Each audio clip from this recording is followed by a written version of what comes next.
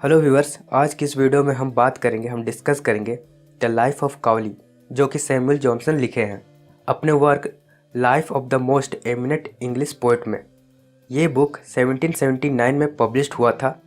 Basically ये book 52 poets के short biography consider करता है और उनके वर्क को क्रिटिकल अप्रेजल किया गया है, यानी उनके वर्क्स को कैसे लिखते थे, उनका मूड ऑफ राइटिंग क्या होता था, सेटिंग्स क्या होते थे उनकी राइटिंग्स के, वो सब बारीकी से सैमुअल जॉनसन इस बुक में बताए हैं।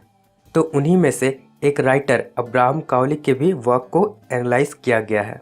स्टार्टिंग में उनकी शॉर्ट बायोग्राफी, शॉर्ट तो नहीं लॉन्ग ही बायोग्राफी है, कि वो कैसे और कहाँ से अपनी पढ़ाई किए, उनके पेरेंट्स और उनके फैमिली बैकग्राउंड, और वो सब अपनी राइटिंग को बाकी राइटर से कैसे देखते थे, मिल्टन और उनकी राइटिंग्स में क्या डिफरेंसेस हुआ करती थी, पॉप और उनकी राइटिंग्स में कैसे क्या और डिफरेंसेस हुआ करती थी, मिल्टन और पॉप के राइटिंग से कैसे अलग थे। तो व्यूअर्स, आप लाइन बाय लाइन इस ऐसे में जाइएगा और पढ़िएगा। सैमुअल जॉनसन जो क्रिटिक्स किए थे अबाउट मेटाफिजिकल पोएट्स की राइटिंग के ऊपर और उन पोएट्स को वो कैसे डिस्क्राइब किए थे। एक्चुअली ये मेटाफिजिकल पोएट, ये जो टर्म है वो खुद सैमुअल जॉनसन कॉइन किए थे, वो खुद इस टर्म को निकाले थे। व्यूअर्स, अगर हम इन सब वर्क को एनालाइज करेंगे तो देखेंगे कि जॉनसन 17वीं सेंचुरी के जो राइटर्स हुआ करते थे उनकी पोइट्री से सहमत नहीं थे। इन राइटर्स को मेटाफिजिकल पोएट कहा गया है और इनकी पोइट्रीज को मेटाफिजिकल पोइट्री से जाना जाता है। इन्होंने अपने बुक में लाइफ ऑफ काउली में बताया कि कितनी आसानी से जो राइटर्स थे वो इंटेलेक्चुअली और थियोलॉजिकल कॉन्सेप्ट को अपने आर्ट में, अपने वर्क में जोड़ देते थे। मेटाफिजिकल पोइट्री के बारे में जानेंगे तो राइटर्स विट और कॉन्सेप्ट ज़्यादा कंसीडर करते हैं, यानी अपने वर्क में वो अलग अलग पोएटिक डिवाइसेस, लिटरेरी डिवाइस को यूज़ करते थे। अब जानिए विट क्या होता है। विट एक लिटरेरी डिवाइस है जो कि रीडर्स को, जो पढ़ते हैं जो उन्हें हंसने पे उनको एक सैटारिकल वर्स देने में कामयाब होता है। तो विट का काम ये है। और अब बात करते हैं कॉन्सेप्ट का। कॉन्सेप्ट क्या होता है? कॉन्सेप्ट एक मेटाफर लिटरेरी डिवाइस है जिसका मतलब which compare two very dissimilar things.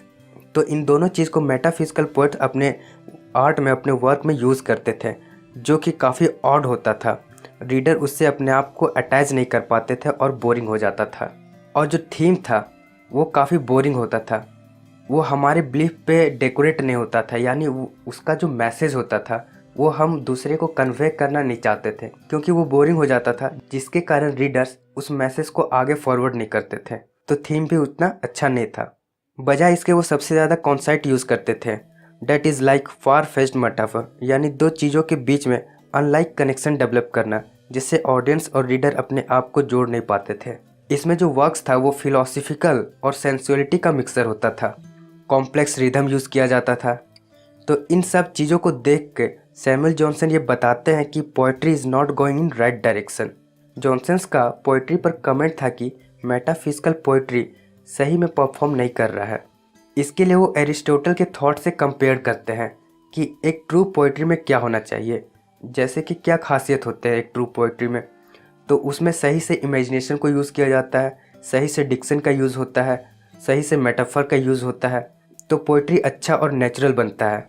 पर मेटाफिजिकल में इन सब का दूर दूर तक कोई कनेक्शन नहीं था और इसलिए वो रीडर को प्लीज़ नहीं कर पाते थे, अपने साथ जोड़ नहीं पाते थे। जॉनसन्स पोइट्री पर दो अलग अलग एंगल से क्रिटिसाइज़ करते हैं। पहला मिमेंटिक और दूसरा है प्रैग्मेटिक। अब जानिए मिमेंटिक क्या होता है। मिमेंटिक क्रिटिसिज्म क्या होता है? ये एक मेथड है किसी भी टेक्स्ट को इंटरप्रेट करना टू देयर लिटरेरी और कल्चरल मॉडल, यानी एक तरह का इमिटेशन जो पिछले चीज़ों को देखकर यूज़ किया जाता है, like anthropology, anthology, sociology, philosophy, etcetera etcetera. Next है प्रैग्मेटिक। इसमें क्या होता है कि जो रिलेशन डेवलप होता है एक रीडर और एक राइटर के बीच में, वो वर्क ऐसा कंस्ट्रक्ट किया जाना चाहिए कि ऑडियंस अपने वर्क के साथ खुद को अटैच कर सके। पर देखा जाए तो स्टार्टिंग में मेटाफिजिकल इन सब में फेलियर साबित हुआ अकॉर्डिंग टू जॉनसन।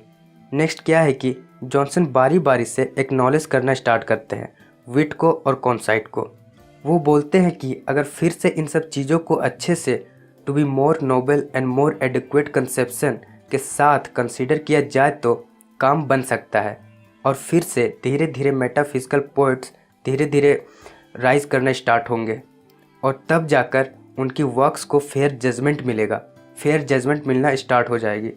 जहाँ पहले कंडेम किया जाता था तो वहाँ अब एडमायर किया जाएगा। और उनकी पोइट्री में एक ट्रुथ ढूंढने के अलावा और भी चीज़ें होंगी, जेन्युइन विट और कॉन्सेप्ट का use, power of reflection and comparison, etcetera etcetera.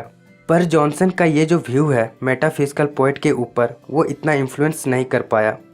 यहाँ तक कि उस एरा के जो राइटर्स थे वो भी इस बात से एग्री नहीं किए। पर एक बात थी कि इन सब चीज़ों को समझने के लिए इंटेलेक्चुअल प्रिपेयर्ड होना होगा। तो व्यूअर्स, ये थी सैमुअल जॉनसन की लिटरेरी एनालिसिस। आई होप आपको ये समझ आया होगा। Thanks for watching viewers. Video को लाइक, कमेंट और सब्सक्राइब कर लो और शेयर जरूर करना।